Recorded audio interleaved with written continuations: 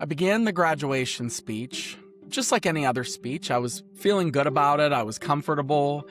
And I had this speech particularly outlined a little more rigidly than what I am used to doing.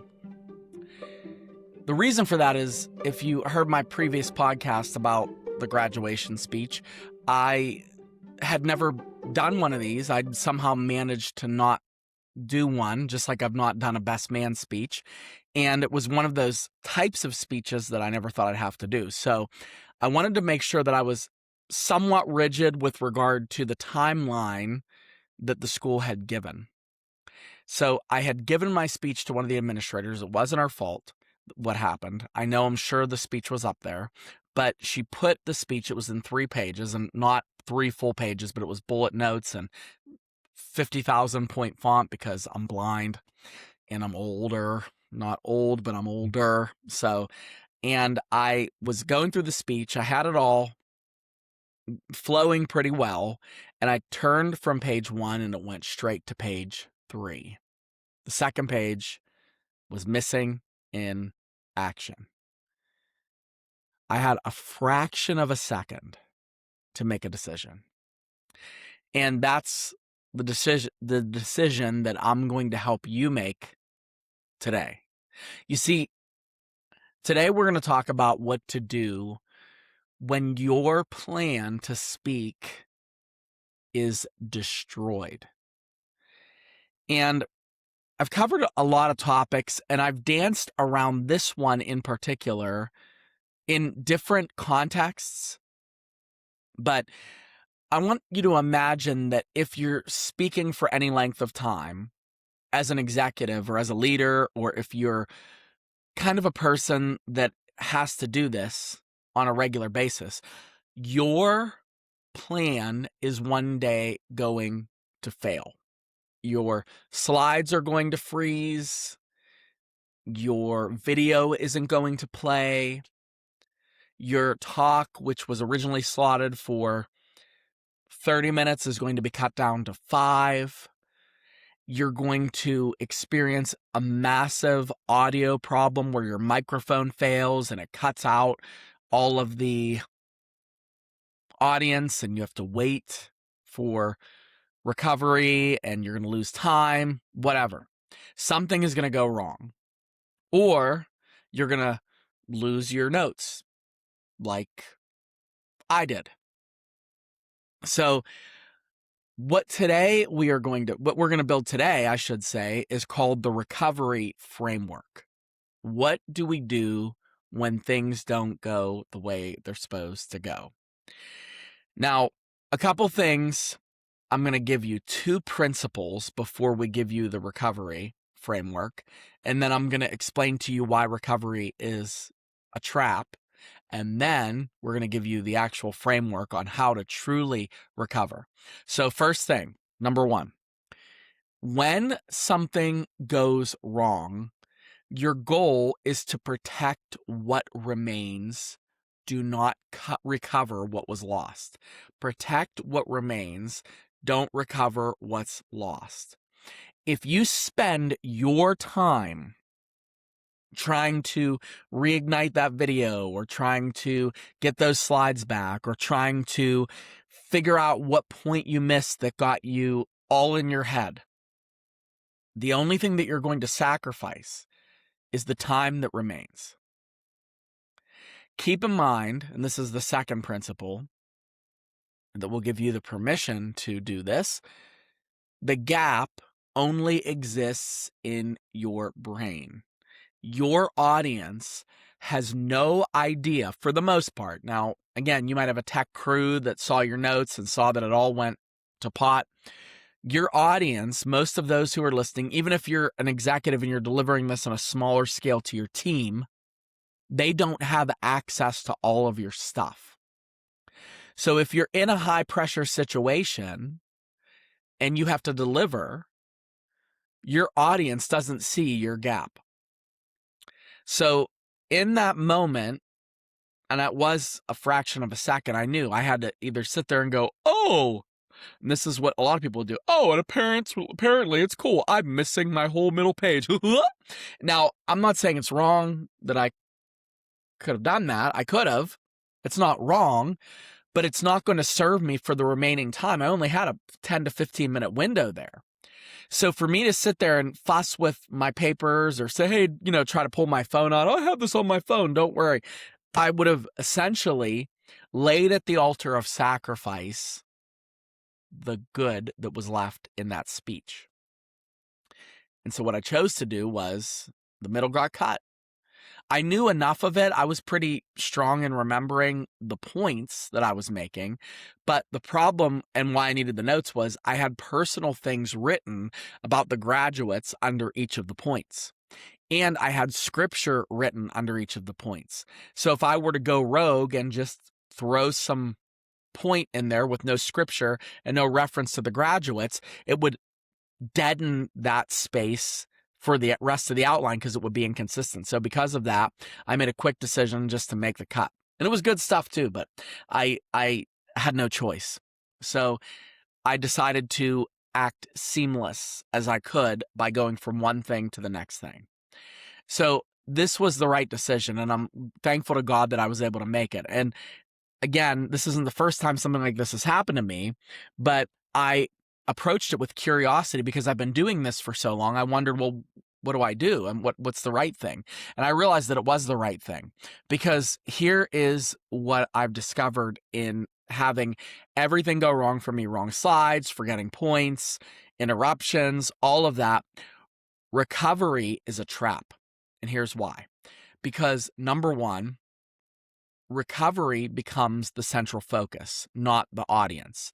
The recovery becomes the central focus and not the audience.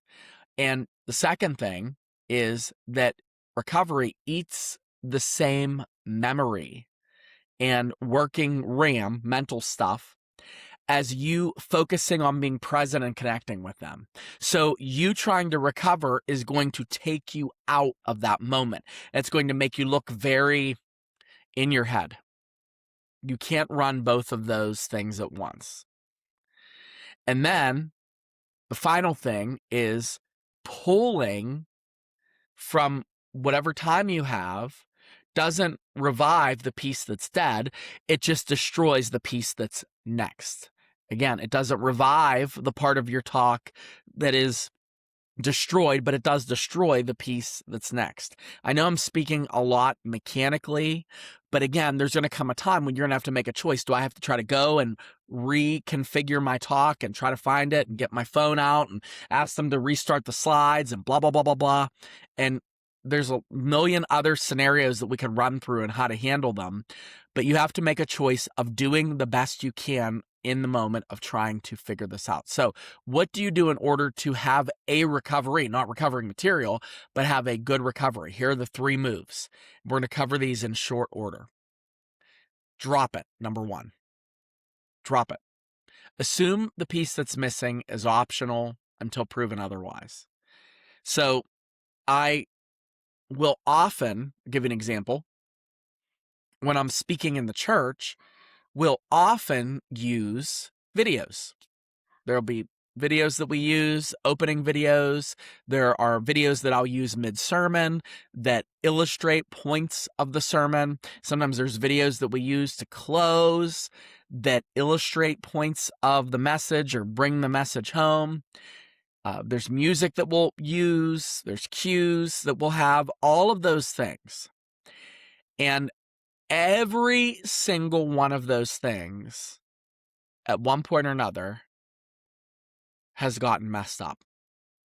Maybe the video person was trying to, I'll give you a real example. One of the most recent ones was they were trying to play a video of mine, and I noticed the video wasn't coming on, and I'm like, okay, let's take a look at this video, but nothing. Then I'm like, hey, let's take a look at this video, but and nothing happens. And then I'm like, okay, any time for the video, and my limit is usually 2 to 3. After that, I realized, oh, you know what? They'll probably get that video sorted out tomorrow. And then I described what the video was about and I moved on. The video was optional. And I will take a moment to tell you that if you are putting all of your eggs in the basket of something outside of you being able to deliver that talk, that's a lot of faith. So, meaning, if my talk can only exist in the context of a video being played or music or a certain slide being able to be shared, you're putting your faith in the wrong system. So you want to be able to drop any of those things that fall to pieces and your notes. You have to look at, okay, if I couldn't get to those notes, if I had the note card is missing for the third point, you're simply going to pretend as if that was a completely disposable part of the message, and you're going to move on from that as quick as possible. All right? So drop it. That's the first thing. Next, bridge, don't backfill. Bridge, don't backfill. So the temptation is going to be, I had XYZ prepared, and this was a part of this message, and blah, blah, blah. So what instead you're going to do is bridge to the next piece. Bridge to the next piece. This is not reconstruction. This is a quick construction to get you to the next thing that you are confident in delivering. This I was able to do in that graduation speech. So I had the choice. I had the last two sentences of the previous point there. I looked for the next point and it was gone. And then I looked in the middle of the page and saw the final point. So what I did, instead of saying, uh-oh, I missed this thing, I say, so the last thing we're going to go with is, or this thought brings me to your transition. If you have a transition like that in your back pocket, this enables your brain some bandwidth to catch itself up. If you can't feel comfortable taking a pause and moving into transition, what's going to happen is you'll find yourself hyper anxious about the fact that you just missed a big piece. So the bridge is important, and the bridge is what makes you look like a professional, as opposed to someone who's trying to backfill, someone who's trying to get their content. And again, have I done a backfill? Oh my God, yes, a million times. I've done all the things that I'm saying. This is someone that's been doing this a long time, but if you're new, you're going to want to backfill. You prepared. You knew what you were saying. You knew what pieces were going in that talk. So of course, you're going to want to backfill. Of course, you're going to want to explain to your audience, to your team, to the people around you that this was supposed to be a part of it. But my encouragement to you is to memorize a bridge and to take that bridge to the next bit of content that you are confident about, or that is on the slides, or that is a part of the next presentation, whether it's to you or to somebody else. Just move along. I have never, and I mean absolutely never, had an instance where someone complained about my talk or my meeting running short. I've never had that. Never in the history. I've been preaching and I've been doing announcements and I've been speaking from a pulpit for over 2 decades. I've never had someone stand at the door and say, I really wish you would have just given us maybe about 2 more minutes of this. No, people typically are happy when things go shorter. So don't be afraid if you messed up what was going on in the middle of the meeting to say, okay, well, the last thing I want to say, and I'm going to give you an extra 10 minutes of your day as a gift. This is what we're doing. And then bridge to whatever the next thing is. So the bridge is not a reconstruction. It is a quick construction to the next thing that you're confident on in your talk. Now, the last thing, the last move is you want to land where you were originally headed. So I do not like memorizing talks. I don't encourage you to memorize a talk. I don't encourage you to script a talk. I know there are some of you that might be speaking on the regular and you do a phenomenal job with a scripted, but this to this to this or manuscripted talk. For most people, that doesn't work. And we could talk about memorization on another point, but what I would suggest that you memorize is how the talk begins and how the talk ends. And when I say memorize, I'm not saying word for word, but you want to know where you're going. You want to know where it's going to land, what the last thing is. So thankful to God that in this graduation speech I did, I had memorized the last bit of illustration. I had a closing illustration about seasons, and I had them committed to memory. So what I did was I accessed where I was heading, and I let that fuel me to get through that bit in the middle. And so I knew where I was heading. I knew where I was going. I was confident in that. And in my mind just picked that piece up and started to run with it so that the people in the audience didn't think there was a problem. And if anybody was there, I don't think that you would have thought there was a problem, but my brain, I was kind of low-key freaking out. So the beauty of this is you know where you're headed. You know where your talk is inevitably going to go. But if you mess up the middle part, you could always land early. This is like the illustration that people have used when it comes to building a business or when it comes to a life plan is you have a map. And let's say I live in Pittsburgh. So that's where I live, in Western Pennsylvania. So I live in Western Pennsylvania. There is a map that I could open, or I could use Google Maps or Waze or any other navigation app. And let's say I wanted to plot out how to get to New York City. So I plot out and say it takes 5.5 hours, 6 hours to get to Midtown Manhattan. I have it plotted out. As long as I know I'm going to New York City, if I take a detour along the way, and let's say I get lost, which I have. One time my wife and I, we drove to New York City, and we had in our navigation, and this is, oh man, this is going to make me sound so old, but it was before you could access navigation on the phones really well. They were just starting to do that. So I had a regular GPS that you had to hook up to the car like a caveman. Oh my goodness. And the navigation was put in. I had accidentally, and I might have been my wife, it was probably her, but no, it actually was probably me. I had accidentally selected as an option no toll roads. Well, between Pittsburgh and New York City, there's a handful of toll roads. Well, I put this in, and it took us about 6 hours instead of 5 hours, or whatever it was, 7 hours instead of 5.5 hours, whatever it was, it added time. And we went through all these back roads and countrysides, and we went through State College. And I said, this is weird because I don't recall seeing that we were going to go through State College to get to New York City.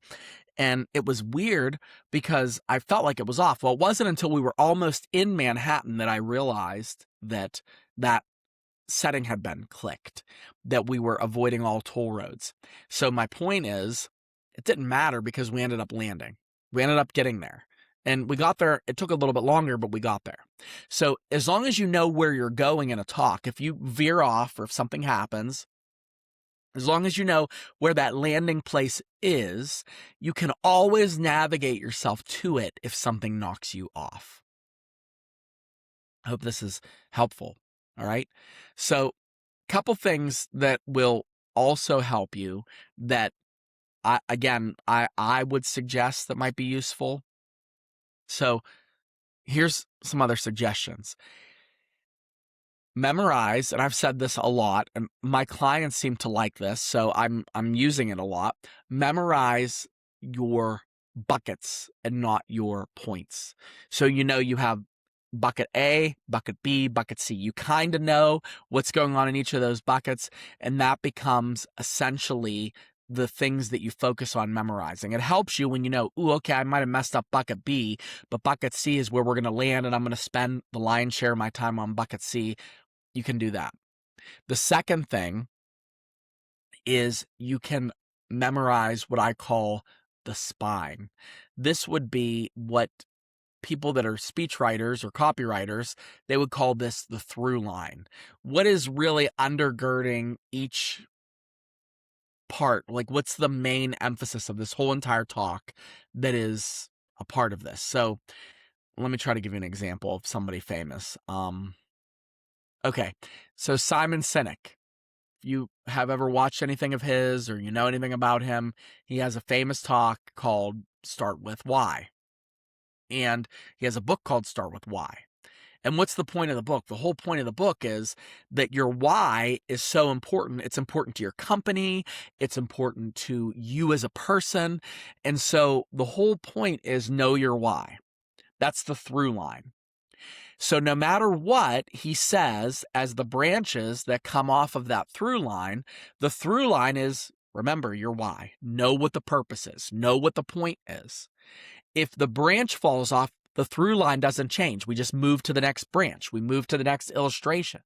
So you can memorize that through line, and that would be the thing, the one thing that you want your audience to get, or the one thing you want your team to do, or the one thing that you're trying to convey to the group of people who you're speaking to. That through line is immutable. It doesn't change regardless of what's going on inside that talk. So the through line keeps you anchored. I kind of got off track, but you know what? We have to start with why, whatever the through line is. And that's really important. So that's another way to look at it. If you don't like the bucket system that I have where you memorize components of kind of rough subjects, knowing that there's one central theme of your talk and anchoring yourself to that will help you if things go south. So all of these things are tips and tricks, because you might say, and you might rightly so say, well, Sam, went really south and you don't know what that's like. I don't know.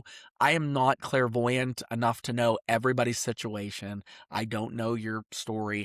I don't know all the details of your talk, but this is what I do know. The audience doesn't know where you're going. The audience doesn't care about you forgetting a point. The audience cares that you're present and that you're focused on them.